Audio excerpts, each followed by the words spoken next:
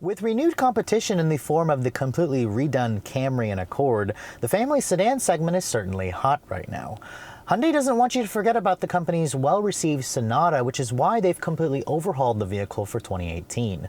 Where does it stack up against the newly refreshed competition? That's what we're here to find out.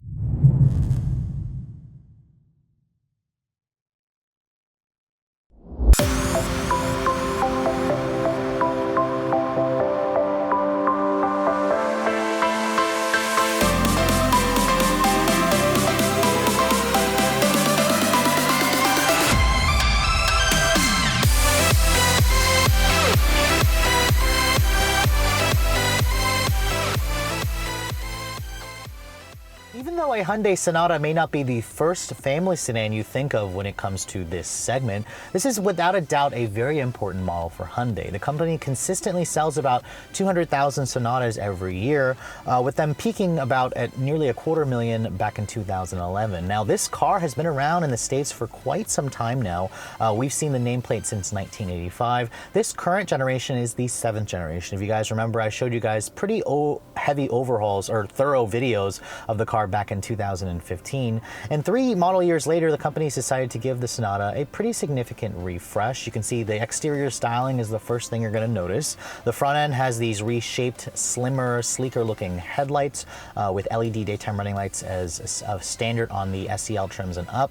And then my Tester, being a limited, comes standard with LED headlights with the dynamic bending lights. So they are swiveling, they're adaptive, which is a new feature this year. The grille has also been overhauled. Hyundai calls it a cascading waterfall style grille. It certainly looks like an evolution of the pre-refreshed models. In fact, this generation Sonata was kind of criticized for being a little bit too safe in its design.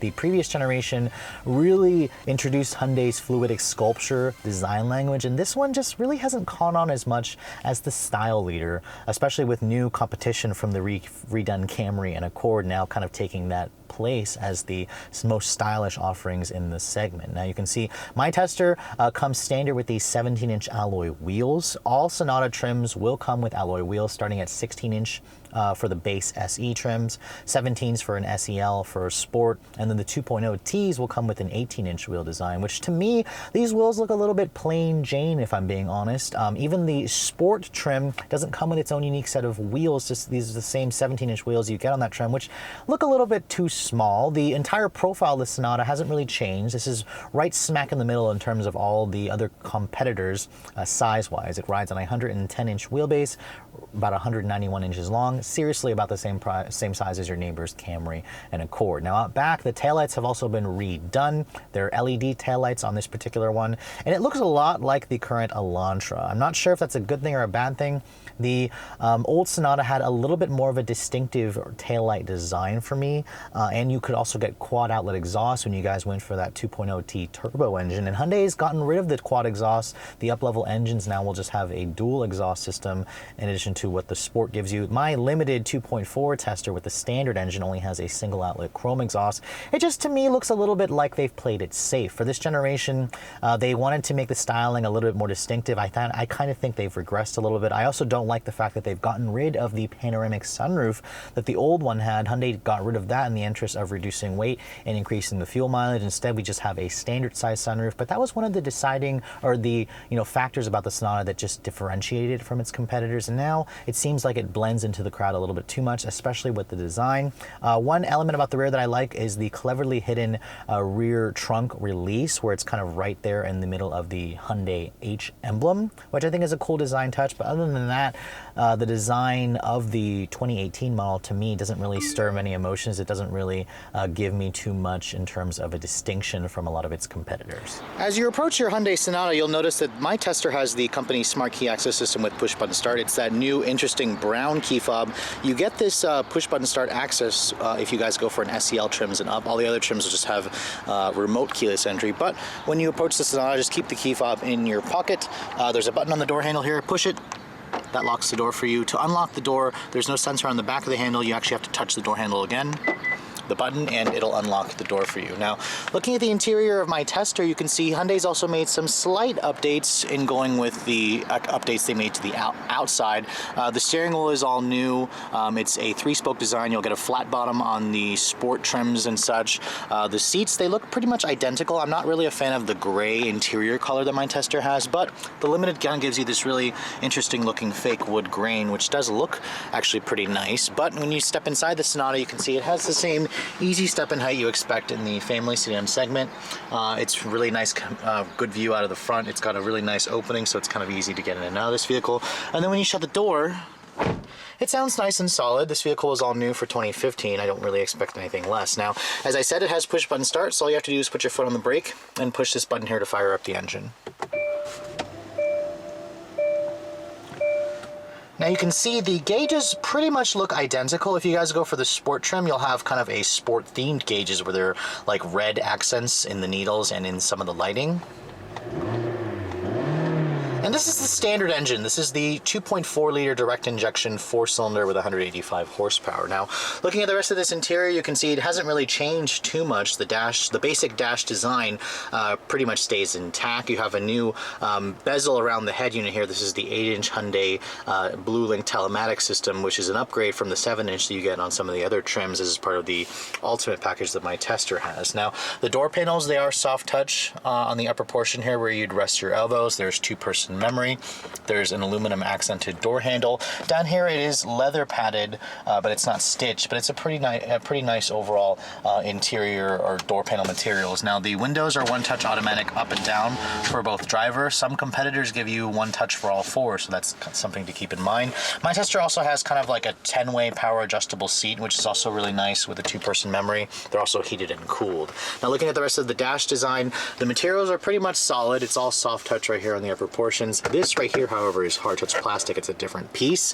You have more of that nice faux looking wood grain. It's hard touch plastic here, but that soft touch material kind of just extends downward here onto this panel. Everything in here fits nicely, and the layout is still really nice. You still have, 2 knobs here for volume, for tuning, 2 knobs here for your climate control, lots of well-labeled buttons in really nice vertical stacks. It's just kind of logical. It's easy to use. Now you can see here, looking at the infotainment system, this is the Hyundai telematics system that I've shown you, their Blue Link system. This is the home page. It shows navigation, audio information. You can see it has Android Auto and Apple CarPlay. That's standard across the board. Hyundai was the first mid-size family sedan to make it as standard or available on the Sonata back in 2015.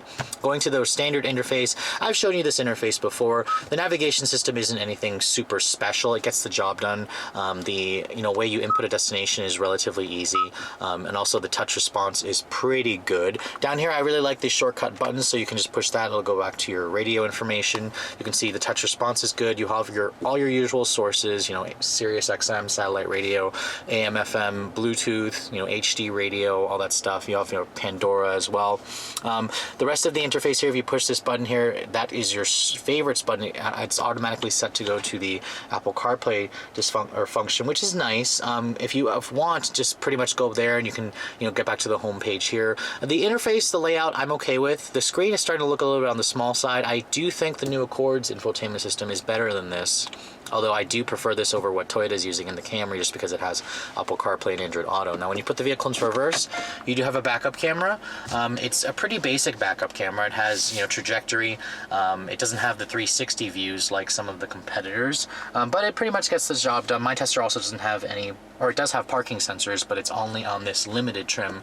The other trims won't get the parking sensors, which is kind of a disappointment, but again, you have to pay extra if you want some of those features. Down here you have your climate control settings. You can see there's 3-level heated and cooled seats. The Sonata is one of the few that offers that. It also has a heated steering wheel. Some competitors, again, don't offer that.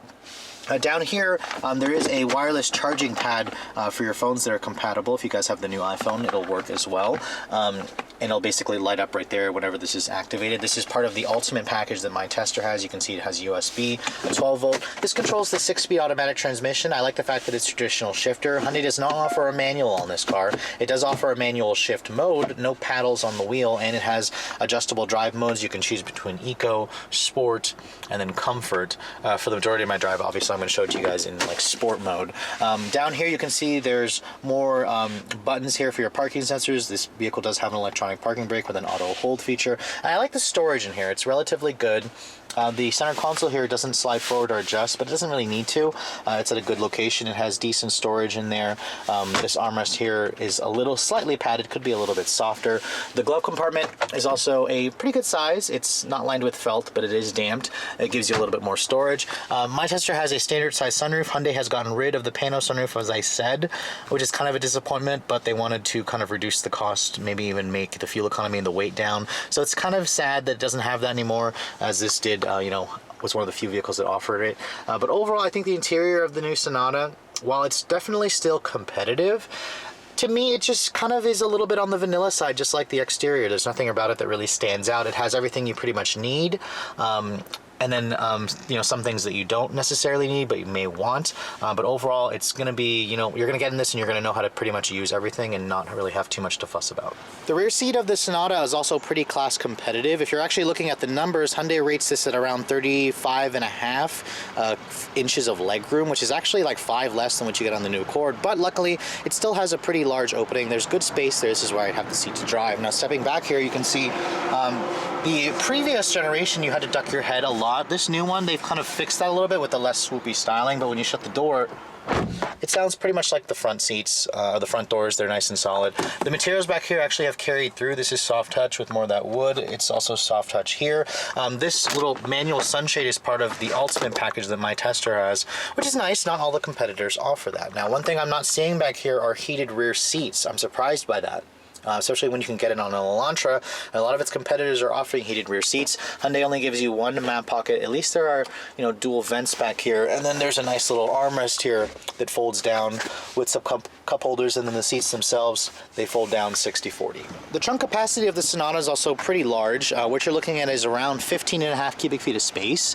This is pretty much on par with what I've shown you in all the other, competitors. The new Accord is this big. The Camry is pretty much the same size. The trunk itself is very deep. It's got hinges that will crush your cargo, so you have to kind of rearrange your stuff so that doesn't happen. As I said, the seats fold down, and underneath here, there's a temporary spare tire, so you don't have to deal with a fix-a-flat kit.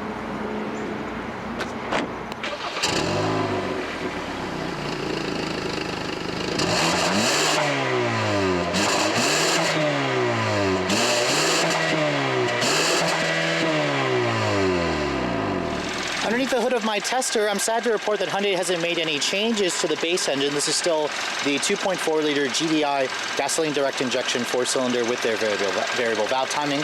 We've seen this engine before. It was in the previous generation. They did downgrade the power when they redesigned this car back in 2015. It now makes 185 horsepower and 178 pound-feet of torque. Pretty class competitive numbers, actually kind of falling a little bit behind with the new turbo engines or the new Camry, which offers like 20 more ponies versus this. It all goes out through a 6-speed automatic transmission. All Sonatas are front-wheel drive.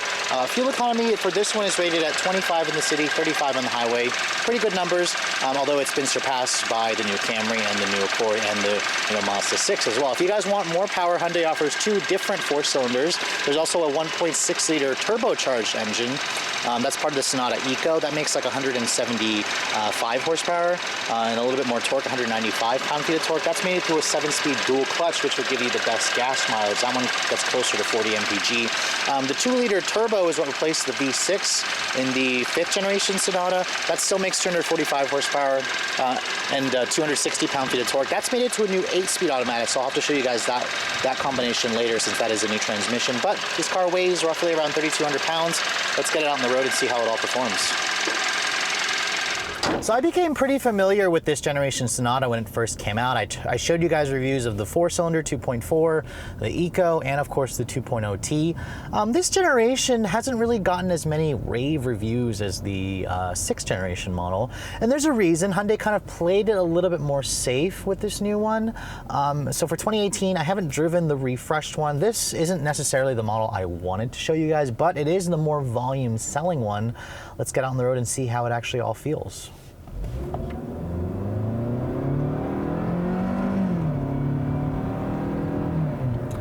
Now the base 2.4-liter engine definitely doesn't have that much power. I mean, it's 185 horsepower. That's there's nothing really too much to get excited about with this motor. And the 6-speed automatic, Hyundai didn't really make any changes to it. It's still a pretty good transmission. It's relatively quick to downshift, and it doesn't have all those gears where it kind of gets caught up or stuck in between them. And if you guys don't want a CVT like what the new Accord has with the 1.5, this is probably, you know, something you're going to prefer. Although there's also the new Camry with its 2.5 and 8-speed auto, which to me feels a little bit faster and more refined than this combination. One thing I don't really like about this engine is, you guys can, if you can hear, when you get it up into the upper revs, it has kind of a nasty, like, grainy noise to it. It almost sounds like something's rattling. I'm not entirely sure if it's like the exhaust heat shield or something. Maybe it's just my tester. I'm not really a fan of the way this engine sounds, so I don't really want to push it because it doesn't sound all that great. What the Sonata does excel at, however, is just being a really easy to drive sedan. The visibility in here is good. The steering is electric. It's nice and smooth. The ride quality is soft. I mean, I'm gonna primarily drive it, and this is the comfort setting. This is what the car defaults to all the time.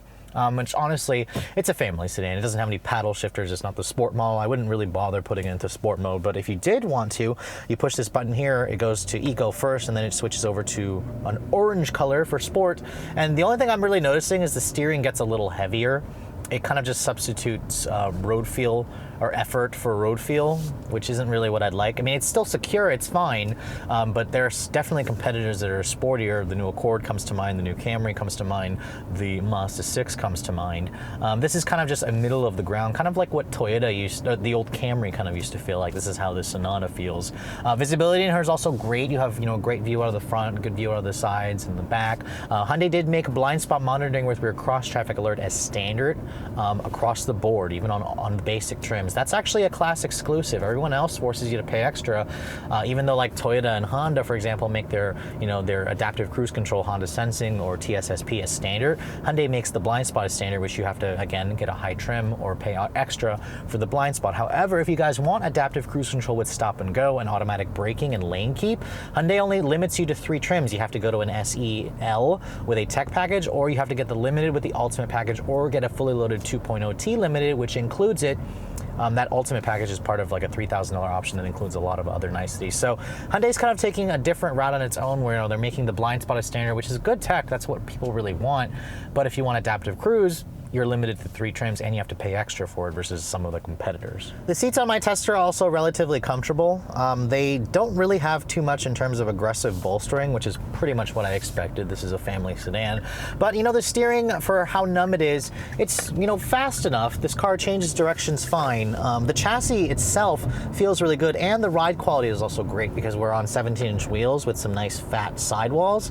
It's a nice pillowy ride. It kind of just glides over the bumps. So again, if you want your family sedan to just be really isolated and soft, this is the one you probably want to go for. It's also pretty quiet in here, aside from the rather unpleasant noises that the base 4-cylinder engine makes, which is probably why I think Hyundai should just drop this 4-cylinder, make their 1.6 with the 7-speed dual clutch as the standard offering. That gets better gas mileage and it has more low-end torque. This, to me, when you floor it, it's definitely a little bit on the light side in terms of power. And you know, it makes me really appreciate the new 1.5 in the Accord. Even though it has a CVT, it just has so much more low-end grunt. It has more of that effortless acceleration that I would prefer, that I think a lot of buyers would prefer, as opposed to this one where you have to push it a little bit to get any sort of power out of it.